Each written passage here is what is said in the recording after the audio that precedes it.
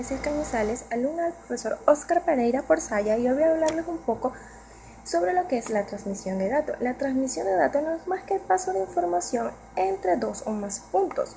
Se dice que las primeras comunicaciones o las más antiguas son los sonidos producidos por las cuerdas vocales de los seres humanos y de los animales, también el sentido de la vista, ya que los egipcios utilizaban las antorchas para comunicarse y formar letras del alfabeto.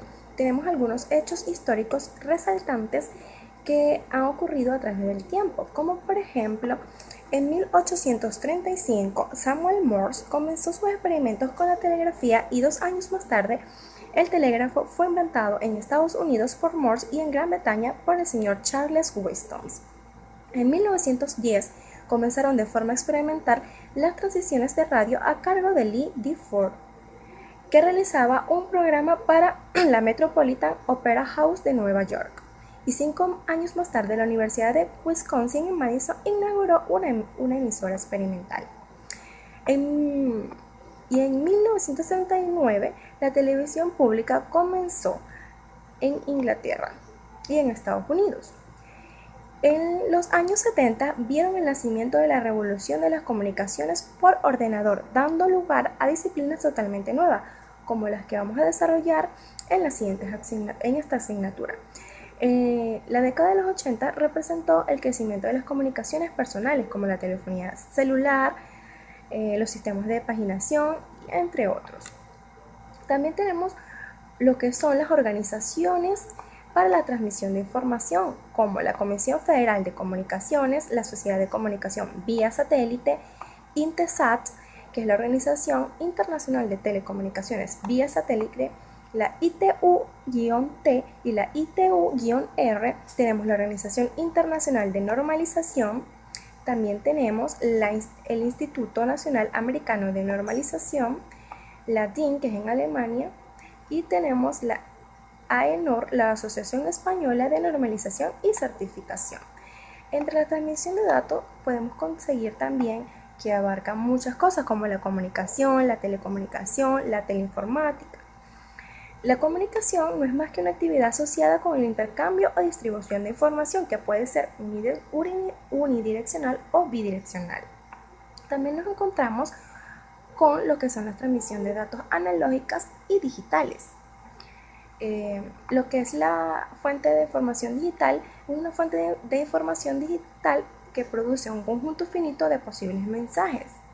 Una fuente de información analógica produce mensajes que se definen en un continuo, como por ejemplo las altavoces y los micrófonos.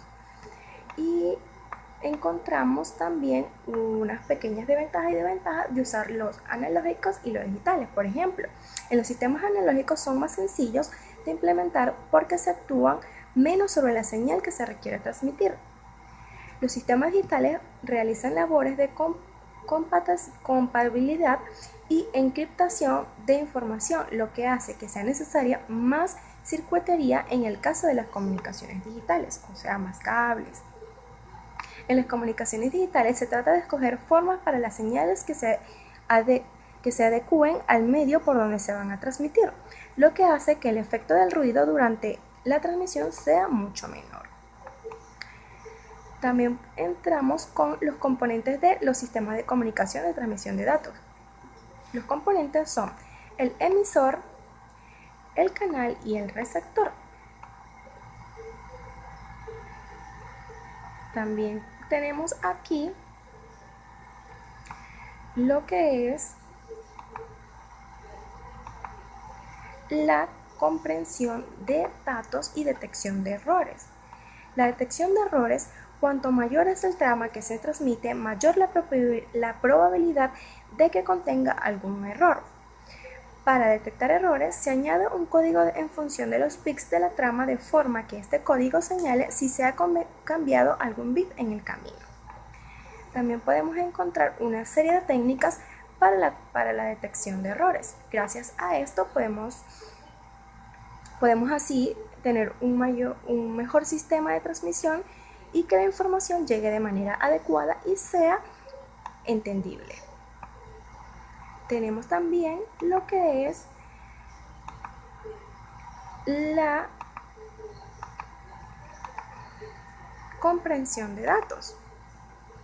La comprensión de datos consiste en sustituir la cadena de datos por otra más corta cuando se guarda el archivo. Los métodos reversibles, por ejemplo, tenemos también la compresión sin pérdidas, tenemos la compresión con pérdidas y también la codificación,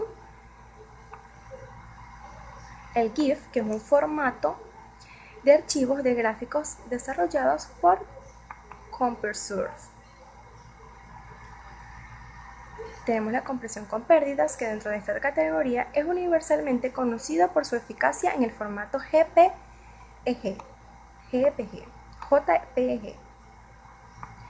También en esta unidad podemos encontrar lo que es los distintos tipos de transmisión de un canal de comunicaciones, que son el simplex, el semiduplex o el half duplex o el duplex.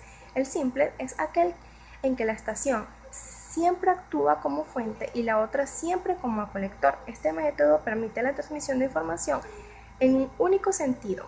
El método semiduplex es aquel en que una estación A en un momento de tiempo actúa como fuente y otra estación corresponsal B actúa como colector. El método duplex es en que las dos estaciones A y B actúan como fuente y colector, transmitiendo y recibiendo información simultáneamente. Las comunicaciones half duplex y full duplex, cuando dos equipos se comunican en un LAN, la información viaja normalmente en una sola dirección a la vez, dado que las redes en base usadas por las redes LAN admiten solo